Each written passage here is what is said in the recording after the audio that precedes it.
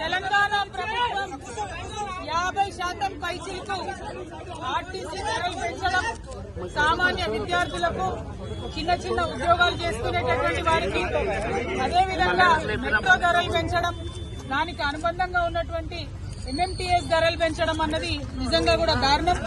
ఎందుకంటే ఆదాయ మార్గాలను పెంచుతామని చెప్పి, ఉద్యోగాలు ఇస్తామని చెప్పి, అనేక కళ్ళబొల్లి మాటలు చెప్పి అధికారంలోకి వచ్చి 18 నెలలైనా కూడా ఆ కార్యక్రమాలు ఏం చేయకుండా కేవలం ఇప్పుడు మళ్లీ సామాన్య ప్రజల మీద భారం వేస్తూ ధరలు పెంచడాన్ని మేము చాలా తీవ్రంగా ఖండిస్తా ఉన్నాం. ఇవాళ అందుకోసమే బస్ భవన్ దగ్గర ధర్నా చేయడం జరిగింది.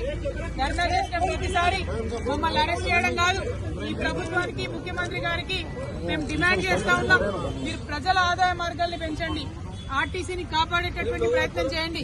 ఇంతకుముందు కేసీఆర్ గారు ఆర్టీసీకి ఎట్లయితే ప్రభుత్వం నుంచి నిధులిచ్చి కాపాడిందో అట్లా చేయండి తప్పితే మీరు సామాన్య ప్రజల మీద భారం వేసి ఆర్టీసీకి ఆదాయాన్ని పెంచేటటువంటి కార్యక్రమాలు చేయడం శుద్ధ దండగా.